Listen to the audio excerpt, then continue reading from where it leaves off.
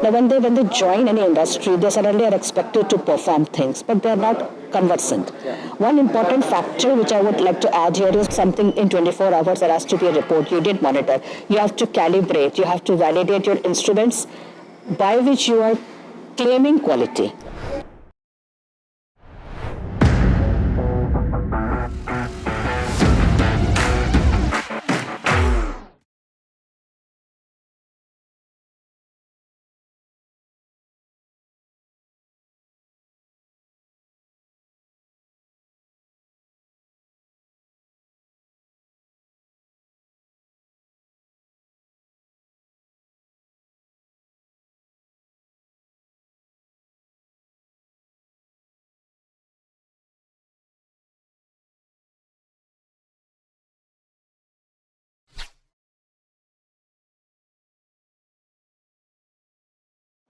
Good morning, Ms. Rajni. Good morning. Welcome to Pharma Now. Thank you. I've been listening about you from a long time. You are one of that lady who works in a regulatory area. So I'm very excited to talk about this today. Sure. So to start with, I just wanted to understand that you are into so niche field, pharma manufacturing, that go into regulatory. How you started your career? So that's actually quite an interesting story. By qualification, I am a synthetic organic chemist from IIT Kanpur, and I started my career with research and development team in Ranbaxy. So I was working in the laboratory with all sorts of smelly and hazardous chemicals and all those things. And I was a part of the development, technology transfer and commercialization. So after about 5 years of working in that lab, then I shifted to regulatory affairs, which was more about interacting with authorities, understanding their requirements, and submitting and representing our dossiers to them. So I learned a lot from there. So for 6 years, I was in regulatory hardcore, and this was with global markets for, say, US, for Europe, for Japan, for Asia markets, for little bit underdeveloped countries also, like Vietnam, Malaysia, and Saudi Arabia, etc. And then I have worked with 8 or 9 major biggest pharma companies in India as well as overseas, and that is what probably helped me shape my career, because there was a lot of learning. When you are working in a company, you give a lot, but then you gain a lot also, and you should have the passion to learn and explore, perceive things. You learn from mistakes. You learn from cultural differences. So I worked in Delhi. I worked in Himachal, I worked in Ahmedabad, I worked in Mumbai, I worked in Hyderabad, and I worked in Shanghai, I worked in Amsterdam also for some time. So everywhere the culture was different, the people were different, and so one has to adapt to the company culture, one has to adapt of how basically it's about teamwork. So I was fortunate. First I was the junior most member of the team as a fresher. So then I learned a lot, and then slowly when you climb the ladder, so you become more responsible, more accountable. So with that you have to become more humble, rather than getting more excited about, okay, I'm the boss or something. So building up a second line, building up a team, taking them together, understanding the differences between different team members, delegating the work accordingly. I would know X person of my team is good at something, so I would try to put him or her at that position. I'm very fortunate, I must say, here via your platform, that I never faced any gender bias in any of my companies, 32 years plus. And I'm so thankful. I mean, I'm fortunate and thankful and grateful, I would say, because that is another sort of a challenge for women workers. But there is one interesting thing which I would like to share. There is still a lot of difference between the salary structure between men and women in India, though women may have the same expertise and experience. So many, and then there are issues with designations, There were instances where in one of the companies I was not given a particular designation which I deserved, because it would have hurt the male ego of certain pre-existing employees. But then I said, no problem, you give me a higher salary, I would be okay with it. So, going through all these phases, then I sincerely, I work even today very sincerely, like I put in efforts. I never take things for granted. And I think that's the reason why probably I've been rewarded by, so many people being in my network. As a person, I have professional integrity, because suppose you ask me for some service. Now I am a freelance consultant. So I would be doing consultancy for, say, regulatory affairs, for workshops, for training future chemists, future pharmacists, and middle level and higher level industry management people also with respect to current guidances, soft skill trainings as well as technical trainings. And the most important part which I believe, it's a two-way process, I pay a lot of attention to the feedback which I get from all these interactions, because it's not always, I think I'm the best, but I may not be. Or I may have to customize certain things with respect to the company requirement or the management requirement. It's not always about getting money, in return. It's the professional respect which you earn, the wide network which you get into. Like, for example, in these kinds of platforms also. And one more thing I want to add, sorry, before that. Other than industry and this thing, I have, since the past 5 years particularly during the corona phase, I have also collaborated with lot many academic institutions, for example, NIPER, and various pharmacy colleges, private and government colleges, where I actually train students to motivate them for joining the pharma field. And then what changes have occurred, and I've also collaborated with certain private universities, wherein I tell them that the curriculum which you are teaching to the students, to the future, professionals, that is 20 years old. So it's not in sync with what is the current expectation. So when a person from academics, he might be a topper or something. Now when they join any industry, they suddenly are expected to perform things, but they are not conversant. One important factor which I would like to add here is what has come off late is the artificial intelligence of the computer expertise. So they don't naturally teach artificial intelligence as a part of the curriculum. Then there is earlier, 10, 15 years back, we were doing regulatory submissions to various authorities, in a paper format, You send couriers and all those kinds of things. But of late, since the past 10, 15 years, it has become mandatory to do electronic submissions, e-submissions. So when we do that, we have various softwares for that. There are various validations which need to be done with the authorities. For US, it would be different. For Europe, it would be different. So for that, you need upskilling of your personnel. They should know how to upload the data, how to hyperlink things, and all those things. So that training is missing during the academic sessions. So what happens in industry, as you know, particularly in private industries, they would not give you time to learn. They want you to perform. Right. So I have also been involved to the service providers, like somebody who's selling you the software.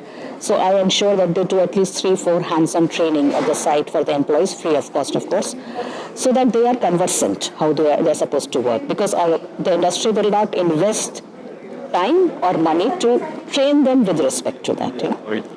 So that's one important aspect. And the best part is that academics, people understand the gaps. Yeah. So through these kinds of events and forums, we are trying to rope in government also, that you make some sort of MOUs or some incentives for collaboration, between academics, not only academics and industry, but with the government also. Now that is state government also as well as the central government also. So as of now, there is no clear-cut procedure for that. There might be a couple of, scattered consultants who say we are into this, but then that's not a uniform sort of thing, So this is what the career path has been. And I have worked with 9 companies in India. The last one was Freya, which was in Hyderabad only. It's an IT solutioning company. I was working from home. That was a new experience for me, working full-time from home. So I worked on-site full-time. Corona mein, I worked online. And at that time I was doing the entire training and everything free of cost, because I know people could not take the burden, some small enterprises or some things. So, and anyway, I had to kill time because one could not travel on site, And the most exciting part of my career has been when I started inspecting Indian manufacturing plants to prepare them for the upcoming audits, whatever knowledge I had gained from being a part of the inspection or audit steering committee, I inculcated that, I assimilated that entire knowledge. I put case studies, since I worked in so many companies and so many different therapeutic products. And I explained students or the industry management that this is how we face challenges, this is how we got through or we could not get through.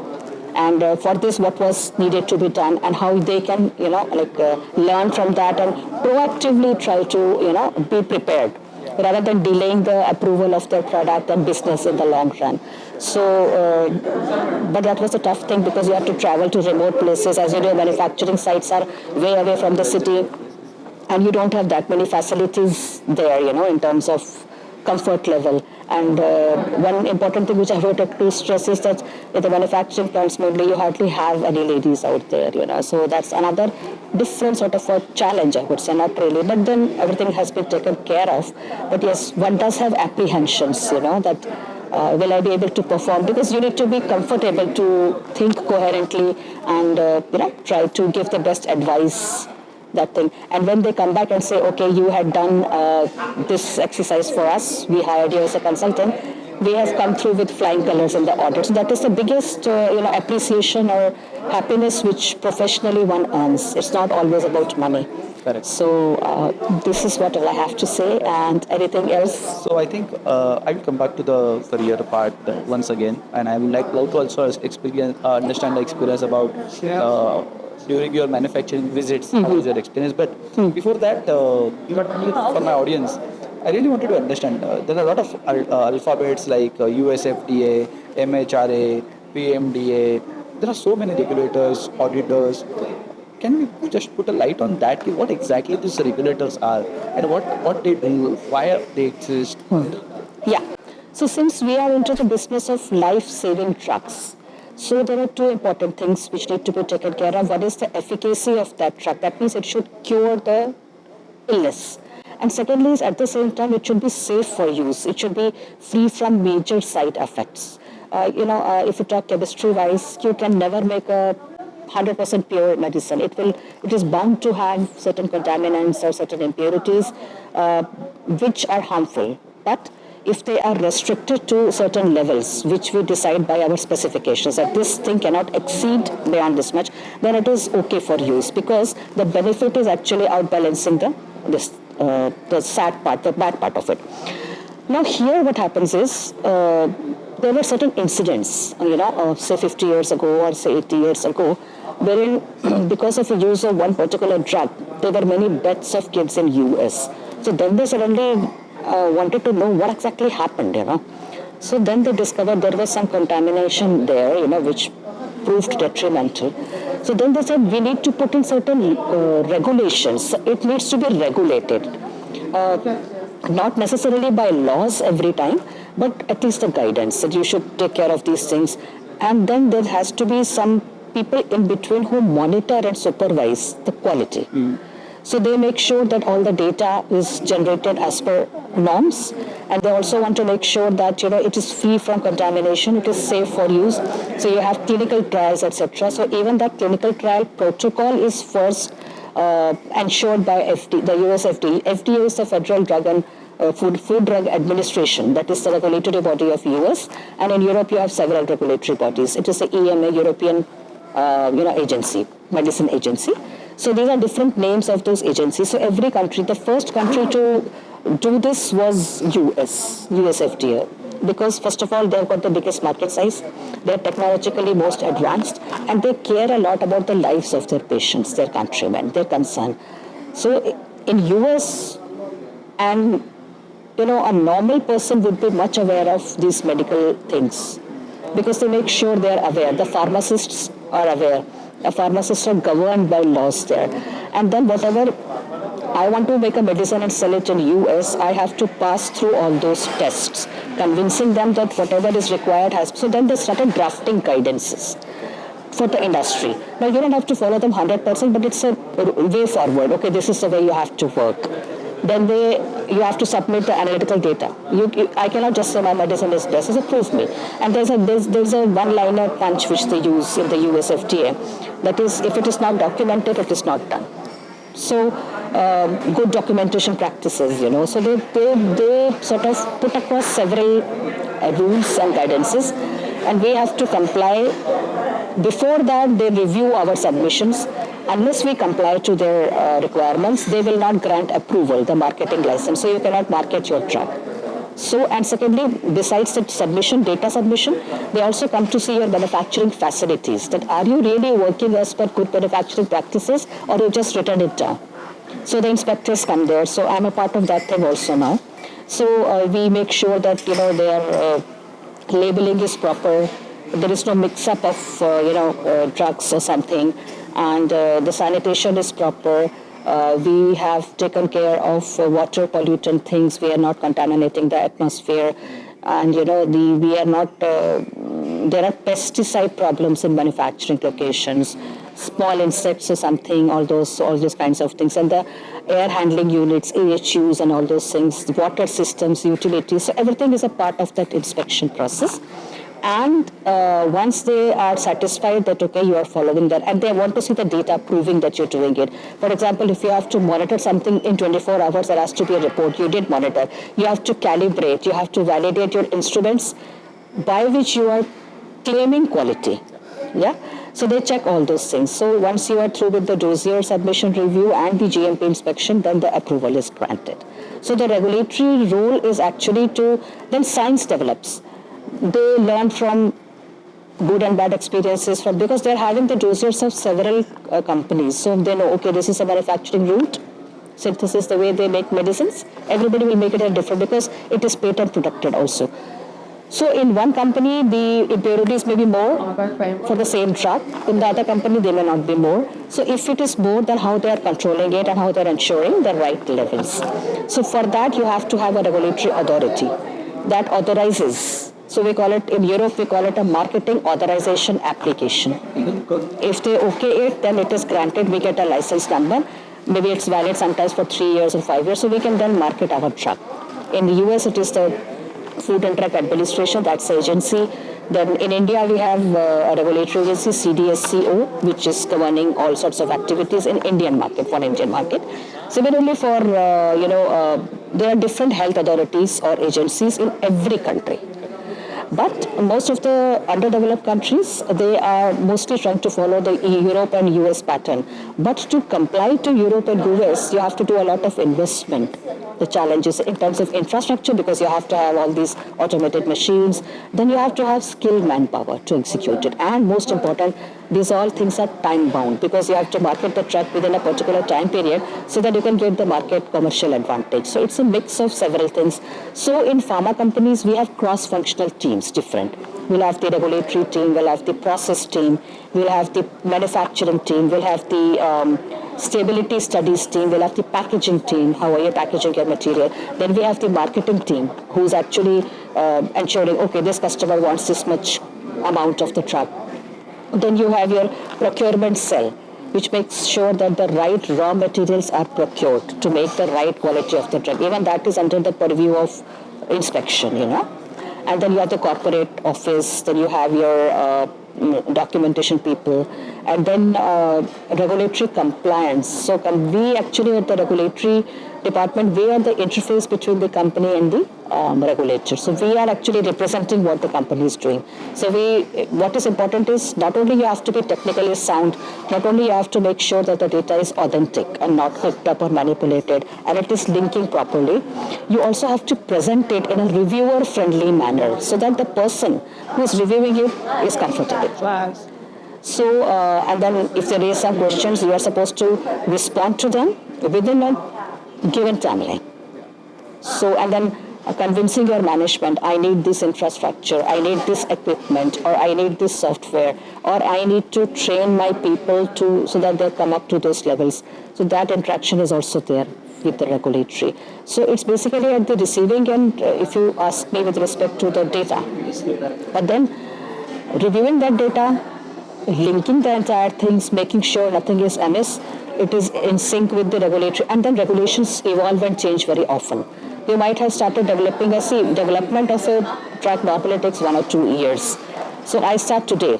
So I'll comply to today's regulations. But maybe by the time I finish up, something new has come up and I need to do that study as well. So all those things have to be managed and squeezed within our timelines, And today is the time of collaboration. Like we have, this contract research organization, contract manufacturing, companies which do the contract manufacturing for us because we may not have the time or we may not have the facility to do that. So it's all about collaboration. So this is what is regarding the Indian manufacturing challenges. And yeah. So just an extended question to this. In last one decade, I think biosimilars have started coming up very aggressively, and I think India is looking at huge opportunity of biosimilars. For biosimilars product, how these regulatory things are working? Are they modified things and how it is? Yeah. So pharmaceuticals and biopharmaceuticals are totally different. In case of pharmaceuticals, we are manufacturing using synthetic processes, chemical transformations. Whereas in case of biopharmaceuticals, it is coming from something from the living organisms. Bio means living. So there are two things. One, the biopharmaceuticals are more complex as compared to the pharma. So the regulations are different. The requirements are different. Even though there is a body in the FDA, within the FDA, CDER, which is for reviewing the central drug evaluation reviewers. Then you have for biologics, it's different. The CBER, biologics, Center for Biologics evaluation and review. So what happens is that they are more complex. At the same time, the plus point is that they are going to definitely have much better therapeutic effect, but at the same time, as of now, they're very costly. Not everybody can afford it. So, for example, maybe say 5-10 years back, suppose you have multiple ailments, interconnected. So you are actually taking multiple pills, one for this, one for that, one for this, maybe twice a day, thrice a day. Now, here in biosimilars, we target that we make this vaccine single, which will take care of multiple, ailments, multiple indications. So that is the plus point. But definitely, the biosimilar industry is evolving still in India because of two reasons. One, you have to, like you must have seen here also, that you have to invest in a lot of bioreactors or different sort of automated systems. So one thing is the cost there. And secondly, we are still struggling with some incentives which are expected from government also. Because it becomes very difficult to bear all that burden. Then you have clinical studies, which is again a very costly affair. Of late, there are a couple of challenges here, like for example, animal toxicity studies. So some countries are agreeing to waive it off because that is again a question mark, So biosimilars have some additional challenges, but then maybe after say, we are talking today here, maybe if 10 years ahead we meet, probably biosimilars or all these biopharmaceuticals will replace this normal generic medicine. So it's going to be finished. But if everybody cannot afford it, so they will still stick on to that. So there are different regulations, there are different requirements, and there are different machinery required to make products from pharmaceuticals. Wonderful. I think the last question. You work in regulatory area also then, and I think so many Indian companies are right now scaling them up for the globalization to export business, right? What would be your message to these manufacturing companies, facility startups, in terms of regulatory, what they should follow? What should be your advice? Yeah, most important part is the quality management system which you start with. So, for example, startups or maybe some smaller companies or even bigger companies, not all companies work in all markets. Some are restricted to, say US market. Some are restricted to lesser regulated markets. So it depends on that actually. But my advice would be that first of all, whatever market you're in, it's all business oriented. What are the business aspirations of the particular company or the startup? Now, based on that, you just sort of filter out what all guidances you need to essentially follow, based on which you will form your quality management system. Then you have to have trained and people with the understanding of the significance of following those. It's just not chalta hai sort of thing. जब कुछ होगा तो देखेंगे या unless you are caught it's done. It's not that. Since we are into life-saving drugs, tomorrow I may be consuming that drug or my family may be consuming that drug, if I'm into these practices. So most important is you first have a quality management system. You must have a risk evaluation and management approach. You should know with the kind of processes which you're working, what are the risks associated and how you are mitigating it, right? And that is a proper document which nowadays has to be submitted to the FDA for evaluation.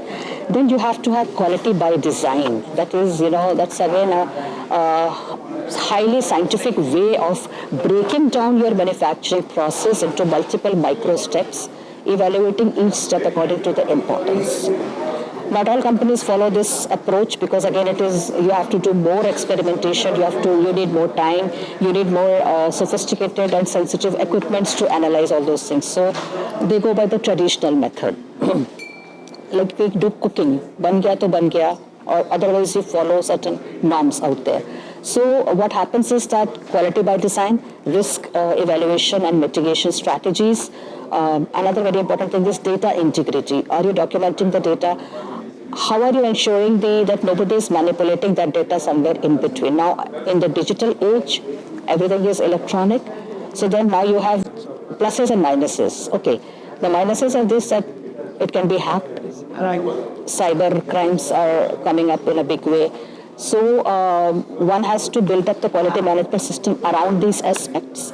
And then the management, it is the management's responsibility to ensure you have the necessary infrastructure, the necessary skilled manpower, and you need to continuously train your employees onto upcoming, needs. Again, that will be based on your company's business aspirations and the markets where you operate into. Like certain markets would have specific requirements which the other market may not have. So if you have a good business in that market, then it's a management's responsibility to ensure. They cannot say, "Arey, chal jayega." So quality oversight is one big thing which needs to be there. So I think this is the base. Yeah. Once you have that base right, you design the proper standard operating procedures and protocols, and you make sure they're being followed. There is no manipulation. Nobody is trying to do shortcuts. There are no shortcuts in life also. So there should be no shortcuts in life-saving drugs also. It's a tough task, and sometimes it's time-consuming. We also fumble. We are all humans. But then one good part of authority is if you accept your mistake, they would not punish you that way unless and until it is detrimental, that it causes death or something, So I think it's a big moral and ethical responsibility also for everybody associated with pharma, whether it is pharmaceuticals, biopharma, whatever. So this is what my message would be to all the... I think this is really interesting and very insightful. So thanks a lot for your time and this insightful session. Thank you for giving me the opportunity to put across my thoughts out. Looking forward. Thanks a lot. Thank you. Thank you so much.